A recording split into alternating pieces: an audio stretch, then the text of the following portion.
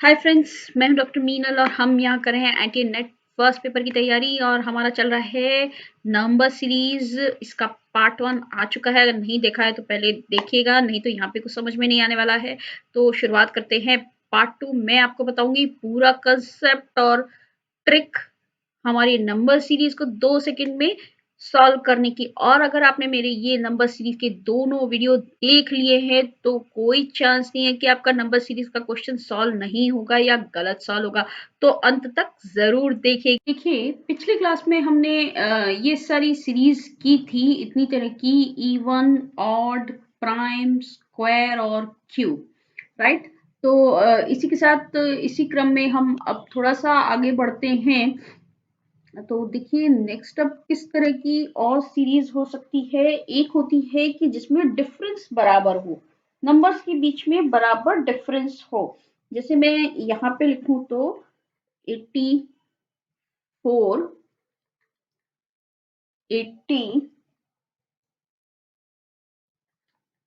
76, 72, 68, 64 and so on. तो ये series देखिए, आप पीछे वाले को आगे वाले से घटाते हैं, माइनस करते हैं, सब्ट्रैक्ट करते हैं तो एक ही डिफरेंस आता है। सब में 4 का डिफरेंस है, कांस्टेंट डिफरेंस है, राइट। इसे हम अर्थमेटिक प्रोग्रेशन कहते हैं। हालांकि नाम से हमें कोई मतलब नहीं है, हमें मेथड से मतलब है।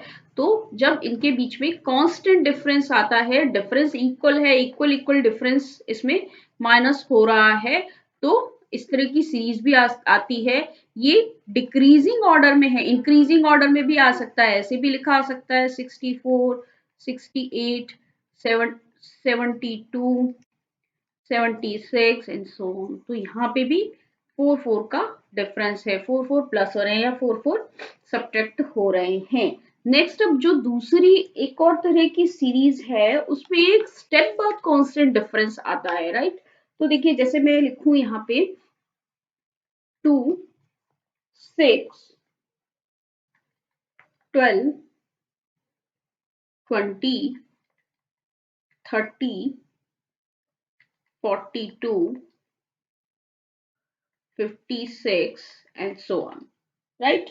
तो अब अगर इसको हम सब्ट्रैक्ट करेंगे तो सब्ट्रैक्ट करने से हमें पता पड़ेगा कि डिफरेंस किस तरीके से आ रहा है, ठीक है। तो देखिए यहाँ पे 6 minus 2 4, 12 minus 6 6, after that 8, 10,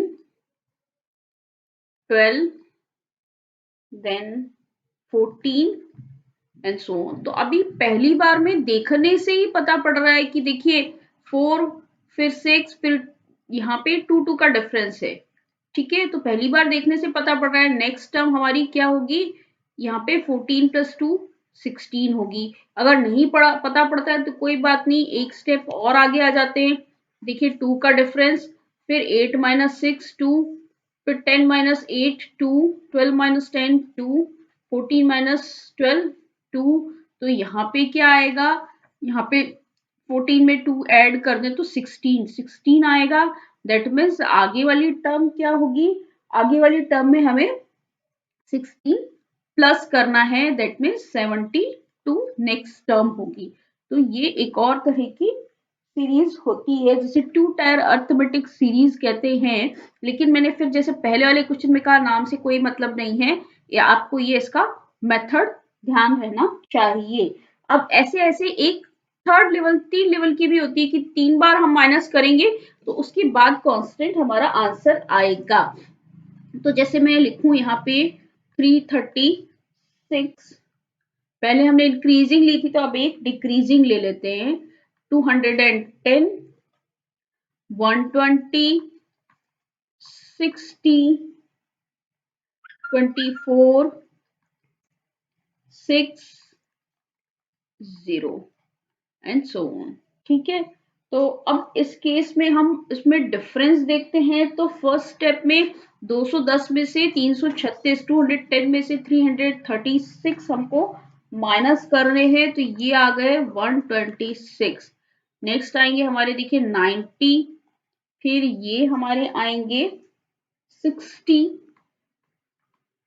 after that 36, 18 and फिर ये आ रहा है 6।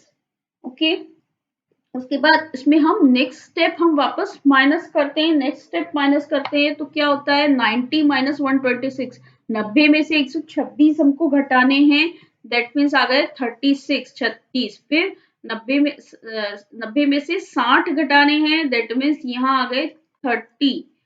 फिर ये और माइनस करना है, ये आ गए 24, 60 माइनस 36, 24। फिर 36 माइनस 18 तो कितना आया वापस 18। फिर 18 माइनस 6 दैट मीन्स 12। एक बार और करेंगे क्योंकि थर्ड टर्म में आ रहा है ये, तो 36 माइनस 30 कईयों को यहीं पे समझ में आ जाएगा। अब ये आपकी प्रैक्टिस पर डिपेंड करता है, आपने जितनी ज्यादा प्रैक्टिस की आपको उतना जल्दी समझ में आएगा।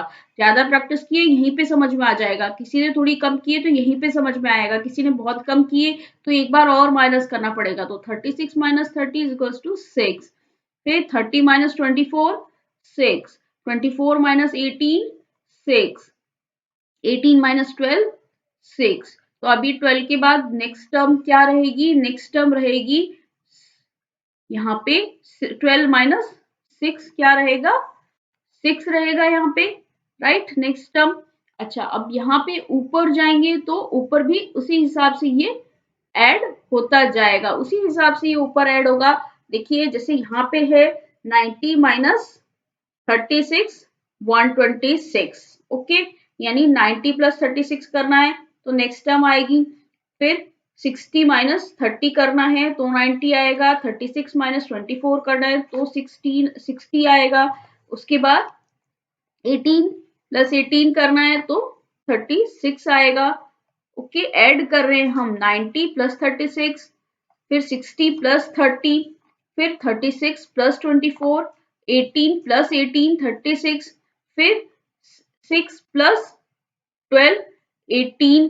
तो इसी तरह से यहाँ पे जो टर्म होगी उसको हमें ऐड करना होगा, तो 6 आना चाहिए, दैट मीन्स यहाँ पे नेक्स्ट टर्म हमारी क्या आ रही है 0। ठीक है, 0 प्लस 6 इज इक्वल्स टू 6। तो ऐसे हम नेक्स्ट टर्म निकाल सकते हैं। अब यहाँ पे 0 है तो यहाँ नेक्स्ट टर्म उसी हिसाब से आएगी।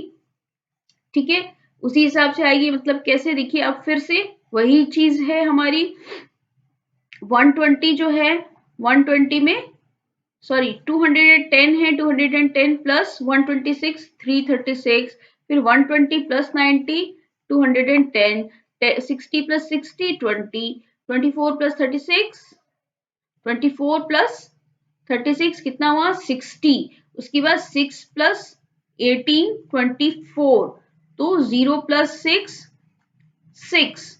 ठीक है, अब यहाँ पे 0 आना चाहिए तो 0 प्लस 0 0, नेक्स्ट टर्म 0, राइट। इस हिसाब से ये क्वेश्चन हमारा सॉल्व होगा। तो ये ऐसी 3 तरह की और सीरीज है, लेकिन देखिए जितनी भी क्रक्स ये है कि जितनी भी सीरीज आपके जो भी सीरीज का क्वेश्चन आता है, सबसे पहले आपको ये देखना है कि नंबर कितना ज्यादा तेजी से बढ़ रहा है या फिर बहुत स्लोली स्लोली बढ़ रहा है। अगर धीरे धीरे बढ़ रहा है दैट मीन्स वो एडिशन या सब्ट्रैक्शन का केस होगा, दैट मीन्स उसमें प्लस या माइनस हमें करना है। ठीक है, अगर इंक्रीजिंग है तो प्लस करना है, डिक्रीजिंग है तो माइनस करना है। लेकिन अगर बहुत तेजी से बढ़ रहा है और बहुत तेजी से कम हो रहा है तो उस केस में मल्टीप्लीकेशन या डिवीजन का केस होगा। अगर कम हो रहे हैं नंबर्स मतलब भाग देना है, डिवाइड करना है। अगर नंबर्स बहुत तेजी से बढ़ रहे हैं इसका मतलब मल्टीप्लाई करना है, या जिसे हम कहते हैं गुणा करना है। तो कोई भी जब आपके पास सीरीज का क्वेश्चन आता है तो सबसे पहले आपको क्या देखना है, सबसे पहले ये देखना है कि वो इंक्रीजिंग है या डिक्रीजिंग है, राइट। फर्स्ट चीज आपको ये देखनी है। फिर सेकंड चीज आपको ये देखना है कि स्पीड क्या है इंक्रीज या डिक्रीज होने का। स्लो है, अगर स्लो है दैट मीन्स एडिशन या सब्ट्रैक्शन होगा। अगर फास्ट है, एकदम फास्ट स्पीड से फास्ट स्पीड से बढ़ रहा है तो दैट मीन्स क्या होगा, मल्टीप्लीकेशन या डिवीजन होगा। अगर डिक्रीज हो रहा है तो दैट मीन्स हमारा सब्ट्रैक्शन है या डिवीजन है। अगर इंक्रीज हो रहा है दैट मीन्स या तो मल्टीप्लिकेशन है या एडिशन है, राइट।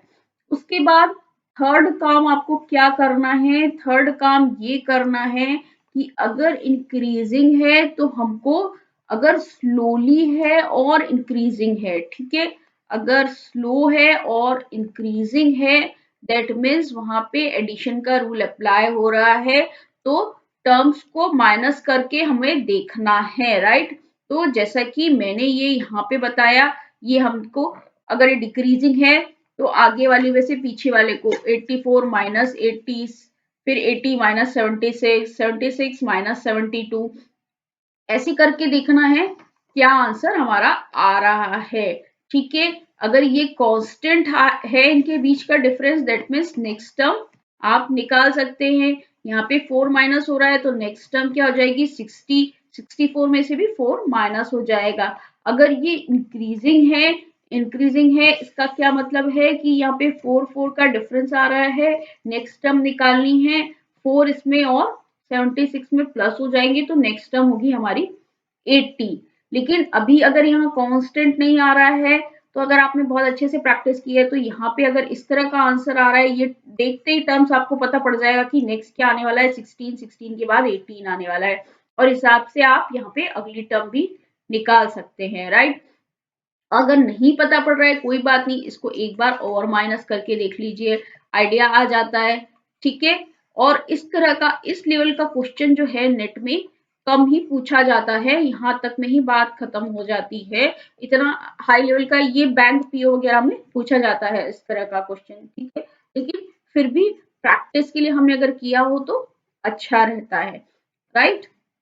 तो ये स्टेप्स रहेंगे। अब देखिए एक बार डिवीजन मल्टीप्लिकेशन के बारे में भी थोड़ा सा देख लेते हैं, डिवीजन मल्टीप्लिकेशन की कैसी सीरीज आती है। तो ये जो 3 स्टेप हैं, ये ट्रिक, ये 3 स्टेप आपको बस ध्यान में रखने हैं। इसके साथ आपको क्या चाहिए, इसके साथ आपको चाहिए प्रैक्टिस, जो कि बहुत ही इम्पोर्टेंट है, ओके। इसके साथ आपको प्रैक्टिस भी करनी है जो कि बहुत ही इम्पोर्टेंट है, आपको रोज प्रैक्टिस करनी है इसकी। ये जो भी लॉजिकल रीजनिंग की और मैथमेटिकल रीजनिंग की क्वेश्चंस हैं, आपको इनकी रोज प्रैक्टिस करनी है।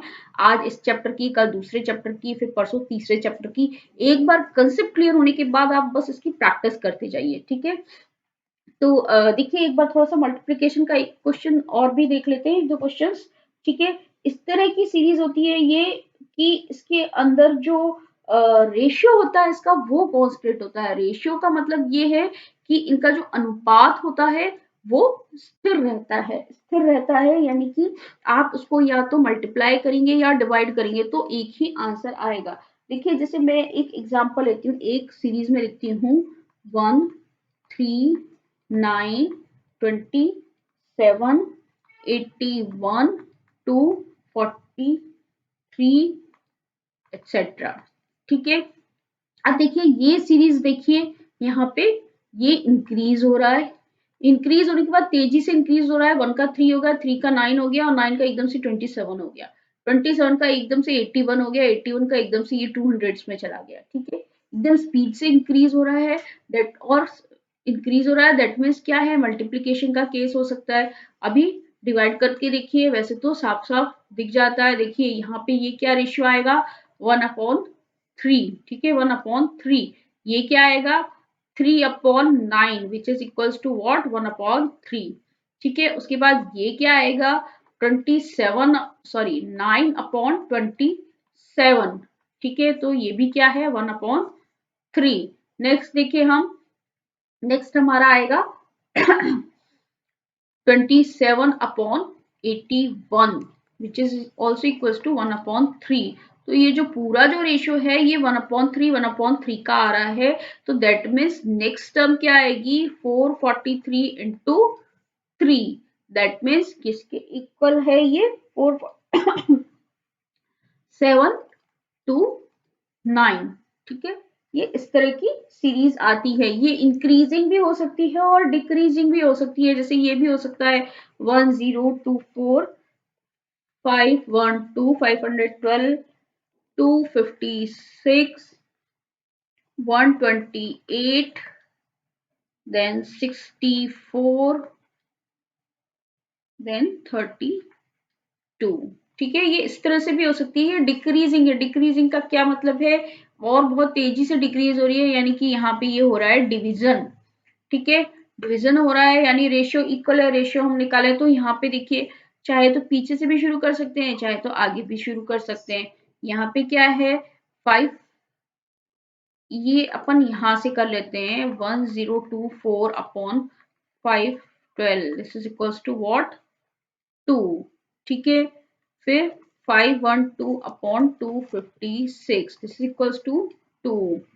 फिर उसके बाद नेक्स्ट है हमारा 256, नीचे क्या आएगा 128 this is also equals to 2। That means ये सारे 2 के इक्वल हैं। तो यहाँ पे इसकी नेक्स्ट टर्म क्या आनी चाहिए, नेक्स्ट टर्म, ठीक है, 32 into 2 sorry divided by 2, 32 divided by 2 हमारी नेक्स्ट टर्म होगी। दैट मीन्स 16 इसकी नेक्स्ट टर्म होगी। कैसे भी लिख सकते हैं आप, चाहे तो 512 अपॉन 1024 लिख दें तो ये सब में 1 अपॉन 2 आएगा। तो उसी हिसाब से आपको नेक्स्ट टर्म इसमें देखनी पड़ेगी।